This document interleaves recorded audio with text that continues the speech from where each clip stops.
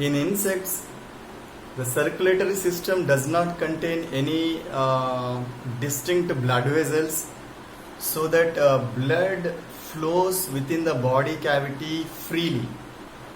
Hence, such type of circulatory system is known as open type circulatory system. So, open type circulatory system is nothing but blood cannot travel in the blood vessels. So, blood is filled in the body cavity and it travels from one sinus to another sinus within the body cavity. While traveling, it distributes various substances. And one more thing, in open type circulatory system, the blood does not possess respiratory pigment like hemoglobin or hemocyanin.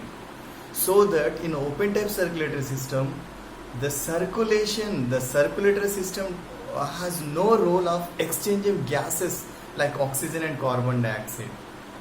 Apart from oxygen and carbon dioxide distribution, it has another role like distributing the digested food from the alimentary canal to all the body parts, and collecting the waste material from all the body parts to Malpighian tubules, and the distribution of hormones like from the endocrine glands to the target tissues. These are the functions of open type circulatory system. So let us discuss the anatomy of open type circulatory system in cockroach. So circulatory system of Periplaneta americana, so which consisting of three major parts. As I told you, blood is filled in the body cavity and it travels one sinus to another sinus. Sinus is a region, sinus is a place of a body cavity. So it travels from one cavity to another cavity so that it distributes various materials.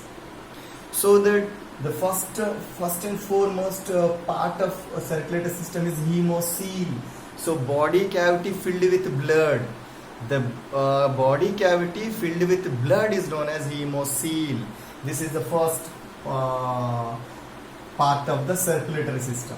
And the second one, heart. As we know, it is a chief organ in circulatory system, which helps in the pumping the blood, which is a muscular organ which helps in the pumping the blood from one part to another part. So the Periplaneta americana has a heart. And the third one, circulatory fluid, which we call as blood. Here the circulatory fluid is hemolymph because it is a specialized blood like other organs. Here it will be different. So let us discuss. So one after one. So first of all, hemocoel. So I told you the body cavity filled with blood is known as hemocoel. So the body cavity is divided into three regions by the muscular horizontal membranes. Two muscular horizontal membranes present in the cockroach, by which its body divides into three sinuses. So now let us see, this is the body of cockroach, right? So the diaphragm or the muscular horizontal membrane, the diaphragm which is towards dorsal wall is known as dorsal diaphragm. So dorsal diaphragm. The diaphragm which is towards ventral wall is called as ventral diaphragm. Ventral diaphragm. So there are two diaphragms. A diaphragm is a muscular membrane which separates the body cavity into two. Like we have diaphragm which separates chest cavity with abdomen cavity, right? In the same way, its body has two diaphragms. So one diaphragm towards dorsal wall, so then it's said to be dorsal diaphragm. The diaphragm which is towards ventral wall, so that ventral diaphragm. So that there are three sinuses are created. The sinus between dorsal wall and dorsal diaphragm is known as dorsal sinus. The sinus between dorsal diaphragm and ventral diaphragm is known as middle sinus.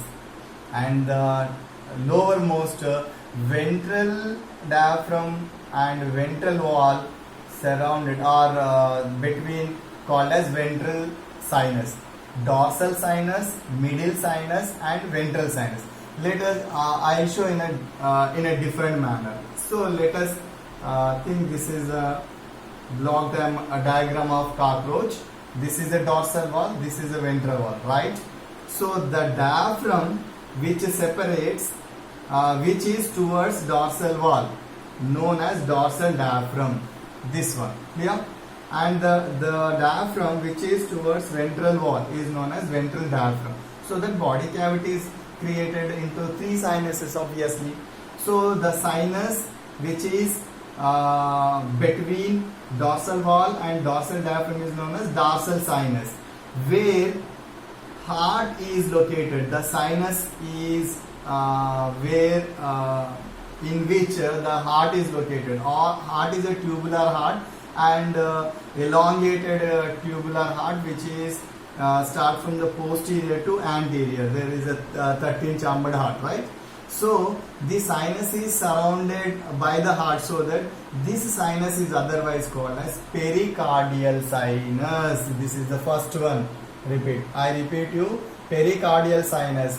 The sinus where heart is located. So pericardial sinus. Or you can define it as the sinus between dorsal wall and dorsal diaphragm is known as dorsal sinus or pericardial sinus. And the sinus between dorsal diaphragm and ventral diaphragm, where all the visceral organs are located, hence it is known as perivisceral sinus. It is called as perivisceral sinus or middle sinus. So this is the dorsal sinus, this is middle sinus, and this is ventral sinus. Dorsal sinus is otherwise called pericardial sinus, where heart is located. Middle sinus, all the visceral organs are located, hence it is called as perivisceral sinus. And the sinus between ventral diaphragm and ventral wall, known as ventral sinus, where neural cord travels in this, so that it is called as perineural sinus. Pericardial sinus, perivisceral sinus, and perineural sinus. This is the body has three sinuses. These sinuses are created by muscular horizontal membranes, diaphragm.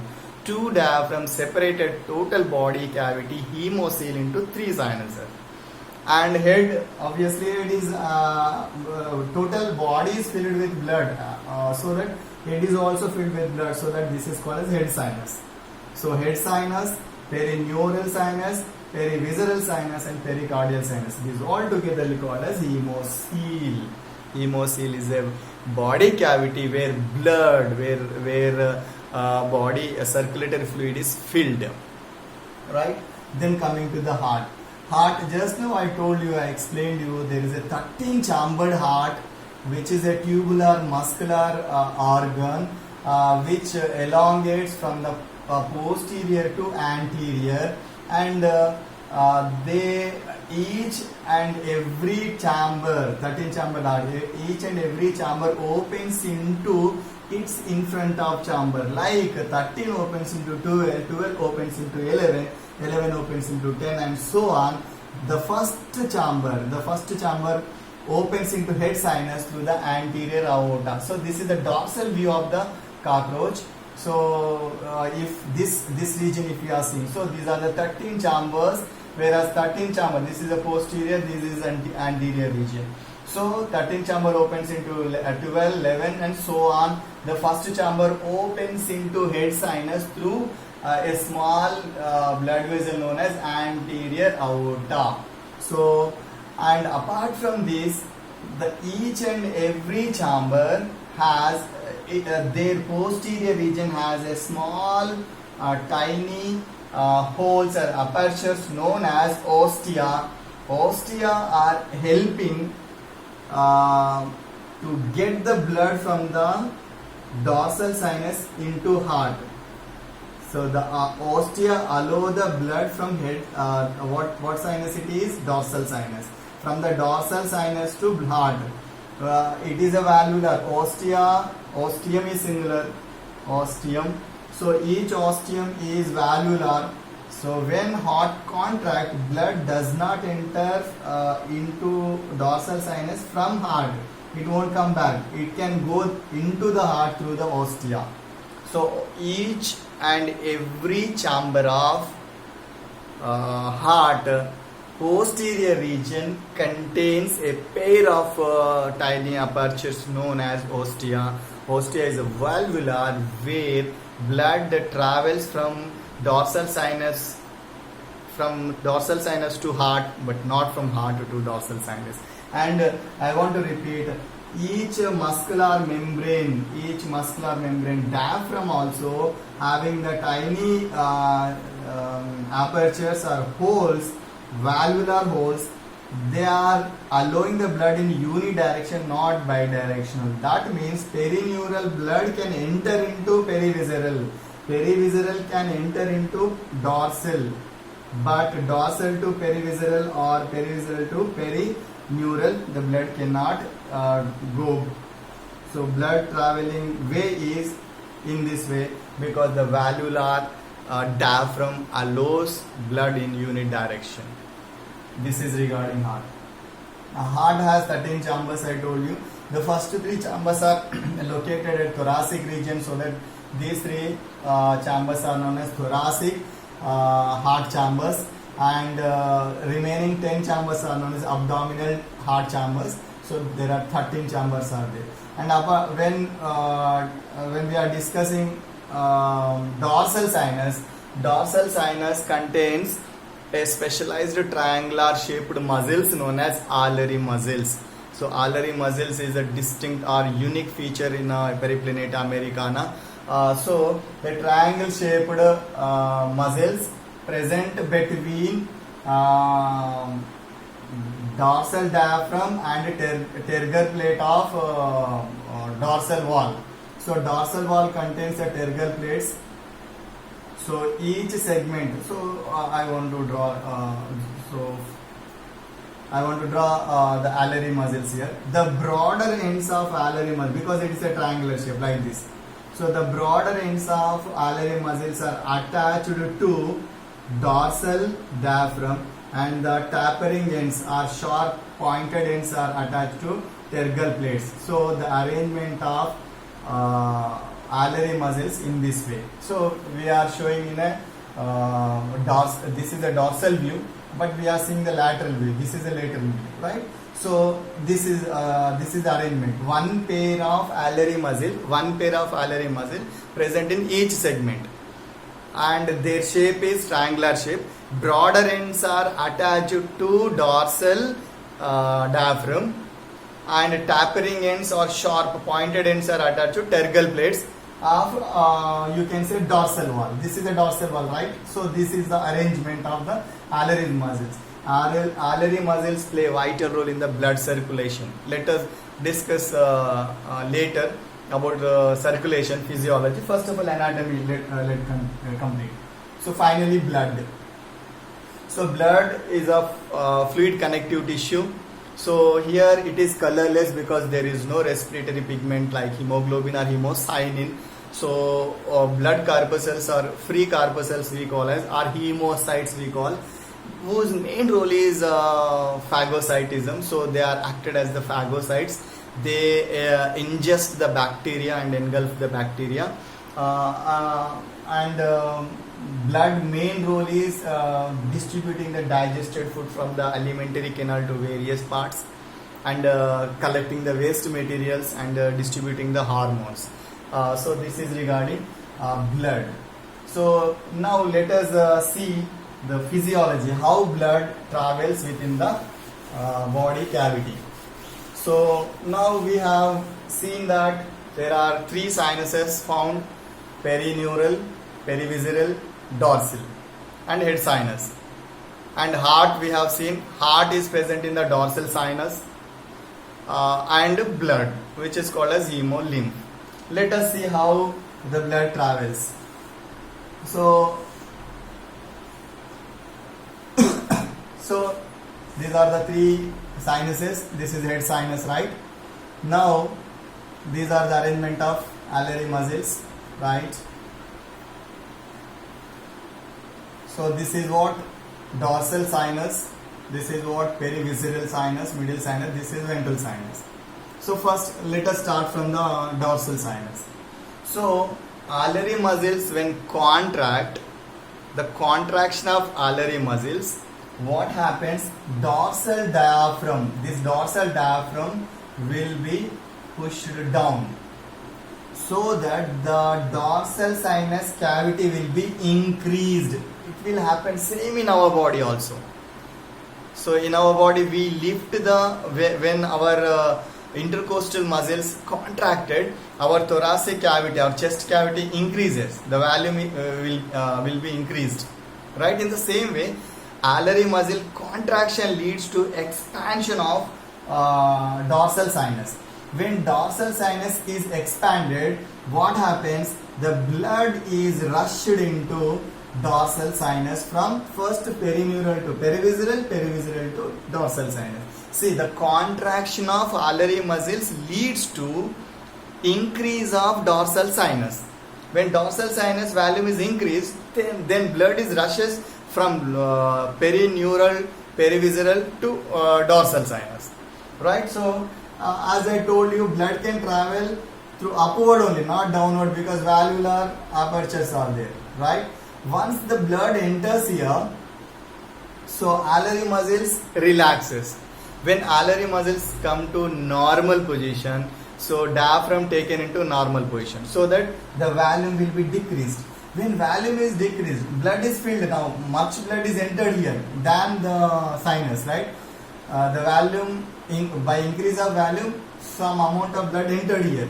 When volume is decreased, blood has to go somewhere, so that here heart is located. So what happens here, when the volume decreases, blood enters into heart, not into the perivisceral. Blood cannot come down. So there is a increase of blood in the sinus due to volume increase, right? Now decreased, so that blood enters into heart through the ostia. So the relaxation of alary muscles leads to contraction or decrease of dorsal sinus, so that the blood enters into heart. So now heart filled with blood. Now here the heart of periplaneta is neurogenic. The nerve chains acted as pacemaker. They they create the signal so that heart contracts. So when heart contracted, blood cannot come outside because ostia won't allow blood from heart to dorsal sinus. So when heart contracts, the contraction helps blood movement from the posterior to anterior. So 13 to 12, 12 to 11, 11 to 10, so on. It enters to first chamber, then through the anterior aorta, it enters into head sinus. See, when dorsal sinus expanded, blood rushes from perineural, perivisceral to dorsal sinus. When dorsal sinus volume is decreased, blood enters into heart. Then due to neurogenic action, so heart contracts, blood enters, blood travels within the chambers, so 13 to 12 and so on. So through the anterior aorta, it enters into head sinus. So head sinus to again perineural or perivisceral, so that this is the flow of blood in the periplaneta. This is the physiology. Now let us draw the its sequential order. Heart to through the anterior aorta enters into head sinus, right? Head sinus to it can go perivisceral or perineural, right? Perineural to dorsal sinus. What helps blood to go from perivisceral and perineural to dorsal? So contraction of alary muscles. Contraction of alary muscle leads to movement of blood from perivisceral and perineural to dorsal sinus. So what helps? So when alary muscles relaxes, dorsal sinus volume decreases, then blood enters into heart. So heart to through the anterior aorta, head. So this is the movement of blood in the periplaneta americana. This is physiology of circulatory system. Thank you.